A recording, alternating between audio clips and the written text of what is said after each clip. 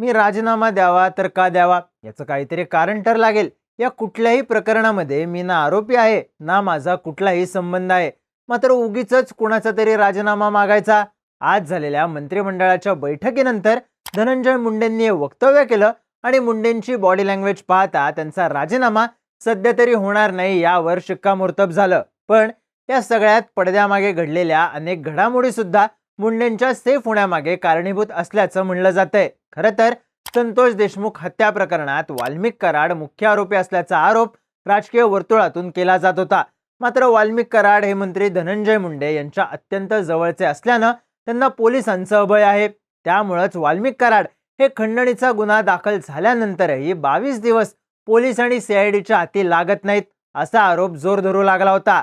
त्यामुळे धनंजय मुंडेंची मंत्रिमंडळातून हकालपट्टी करावी असा सूरही उमटला।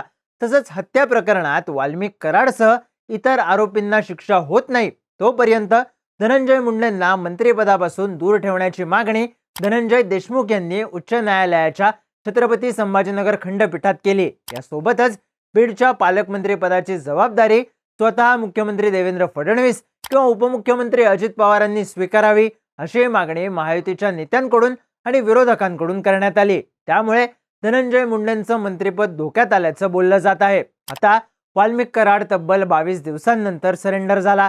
त्याला 14 दिवसांची पोलीस कोठडी सुद्धा सुनावण्यात आली। आज धनंजय मुंडे मंत्रिमंडळ बैठकीला सुद्धा आले। त्यामुळे धनंजय मुंडे सेफ झालेत का पाहूयात या व्हिडिओतून। नमस्कार, मी चिन्मय आणि तुम्ही पाहताय बोलभिडू। गेले काही दिवस धनंजय मुंडेंच्या मंत्रिपदावर टांगती तलवार होती। अगदी विस्ताराच्या दिवशी सुद्धा सगळ्यात शेवटी मुंडेंना शपथविधीचा फोन गेला। त्यामुळे मुंडेंच्या मंत्रिपदावरचं गंडांतर टळलं। पण त्यानंतर संतोष देशमुख हत्या प्रकरणात घडत गेलेल्या घडामोडींमुळे धनंजय मुंडेंवर राजकीय प्रेशर वाढत गेलं। पण आदल्या दिवशी मुंडे फडणवीस भेट आणि दुसऱ्या दिवशी वाल्मिक कराडचं सरेंडर, यामुळे मुंडे आता सेफ झालेत असं बोललं जातंय। धनंजय मुंडेंवरची टांगती तलवार बाजूला झाल्याचं पहिलं कारण म्हणजे कराडनं केलेलं आत्मसमर्पण।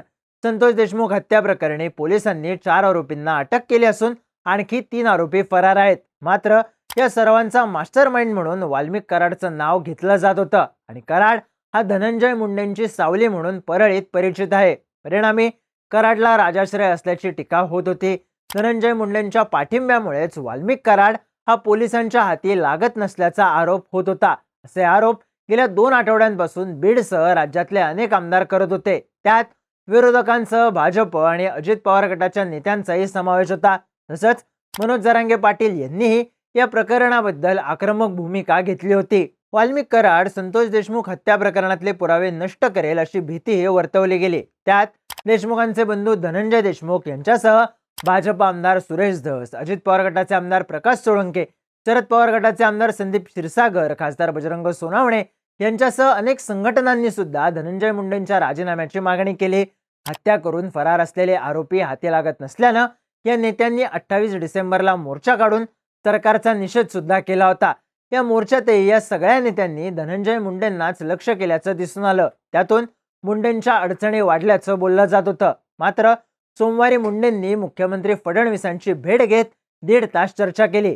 त्यानंतर 31 डिसेंबरला वाल्मिक कराड सरेंडर झाला। या सरेंडरमुळे वाल्मिक कराडला अटक करा ही देशमुखांसह सर्वपक्षीय नेत्यांची प्रमुख मागणी पूर्ण झाली। दरम्यान धनंजय मुंडेंनी देशमुख हत्या प्रकरणी जो कोणी दोषी आढळेल, मग तो माझ्या कितीही जवळचा असला तरी त्याला फाशी द्या अशी भूमिका मांडली। यासोबतच संतोष देशमुख यांची हत्या आणि खंडणीच्या गुन्ह्याचा संबंध असल्यानं वाल्मिक कराडवर खंडणीसह 302 कलम लावण्याची मागणी होत आहे। याबाबत अधिवेशनातच मुख्यमंत्री देवेंद्र फडणवीसांनी त्या अनुषंगानं तपास केला जाईल आणि कराडचा देशमुखांच्या हत्येत सहभाग आढळला तर त्याच्यावर 302 सह मकोका कायद्यानुसारही कारवाई करण्याचा शब्द दिला। आता सीआयडी कडे मस्साजोग इथल्या औदा पवनचक्की कंपनीचा 11 डिसेंबरचा खंडणीचा आणि त्यापूर्वीचा 9 डिसेंबरचा देशमुख हत्या प्रकरणातला गुन्ह्याचा तपास हस्तांतरित करण्यात आलेला आहे। आता कराड सीआयडीच्या ताब्यात आहे। त्याला 14 दिवसांची पोलीस कोठडी सुद्धा देण्यात आली आहे। त्यामुळे कराडच्या सरेंडर होण्यानं धनंजय मुंडेंवरचं गंडांतर टळल्याची चर्चा आहे। धनंजय मुंडे मंत्रिमंडळात सेफ ठरण्याचं दुसरं कारण म्हणजे मुख्यमंत्री फडणवीस आणि उपमुख्यमंत्री अजित पवार यांची चुप्पी। विरोधी पक्षनेते असताना फडणवीसांनी महाविकास आघाडी सरकारमधल्या 2 मंत्र्यांची विकेट घेतली होती. आता त्यांच्या मंत्रिमंडळातल्या धनंजय मुंडेंच्या निकटवर्ती असलेल्या वाल्मिक कराडवर गंभीर गुन्हे दाखल असून त्याला मुंडेंची साथ असल्याचा आरोप होतोय. यावरून उठलेल्या राळेवर बोलताना फडणवीसांनी विषयांतर करून उत्तर दिलं. वाल्मिक कराड शरण आल्यानंतर मुंडेंच्या मंत्रिपदाबाबत विचारलं असता फडणवीस म्हणाले, बीडच्या प्रकरणात आम्ही कुणालाही सोडणार नाही असं पहिल्या दिवशीपासून सांगतोय. बीड प्रकरणात ज्याचा ज्याचा संबंध आढळेल त्या प्रत्येकावर आम्ही कारवाई करू. गुंडांचं राज्य चालू देणार नाही. कुणालाही खंडणी मागता येणार नाही. हिंसा करता येणार नाही. बीड प्रकरणात अतिशय गतिशील वेगाने तपास सुरू केलेला आहे. त्यातूनच वाल्मिकला शरणागती पत्करावी लागली आहे. आता सगळ्या आरोपींना शोधून काढून गुन्ह्याची पाळंमुळं खणून काढू. त्यासाठी यंत्रणा कामाला लागलेल्या आहेत. थोडक्यात मुंडेंच्या प्रश्नाबाबत काहीच थेट उत्तर न देता फडणवीसांनी बीडच्या गुन्हेगारीबद्दल उत्तर दिलं. पुन्हा जेव्हा मुंडे यांच्या राजीनाम्याच्या मागणीवरचा प्रश्न आला तेव्हा फडणवीसांनी माझ्याकरिता देशमुख यांना न्याय देणं महत्वाचं. राजकारणातून काहीही साध्य होणार नाही. काही जण राजकारण करू इच्छितात, त्यांची भूमिका त्यांना लखलाभ असं म्हणत मुंडेंच्या राजीनाम्यावर फडणवीसांनी जास्त बोलणं टाळलं. दुसरीकडे सुरेश धसांनी सुद्धा मुंडेंच्या राजीनाम्याबद्दल वाल्मिक कराडच्या आत्मसमर्पणानंतर मवाळ भूमिका घेतल्याचं दिसून आलं. धनंजय मुंडे यांच्या पक्षाचे प्रमुख अजित पवारांनी काही दिवसापूर्वी मस्ताजोग इथे जाऊन देशमुख कुटुंबाचं सांत्वन केलं. कुणी कितीही मोठ्या बापाचा असला तरी त्याच्यावर कारवाई करणार असं आश्वासन अजितदारांनी त्यावेळी दिलं होतं. त्यानंतर ग्रामस्थांनी अजितदारांना थेट धनंजय मुंडेंना मंत्रिमंडळात स्थान देऊ नका, मुंडेंची मंत्रिमंडळातून हकालपट्टी करा अशी उघडपणे मागणी केली होती. त्यावेळी अजित पवार एकही शब्द न बोलता निघून आले होते. दरम्यान त्यांच्याच पक्षाचे माजलगावचे आमदार प्रकाश सोळंके यांनी अजितदारांकडे देशमुख हत्या प्रकरणाचा निष्पक्ष तपास होण्यासाठी धनंजय मुंडेंना मंत्रिपदापासून दूर ठेवण्याची विनंती केल्याचं सोळंकेंनी बीडमधल्या मोर्चात सांगितलं होतं. मात्र या सगळ्यावर अजित पवारांकडून काहीच प्रतिक्रिया येत नसल्यानं आश्चर्य व्यक्त केलं जातंय.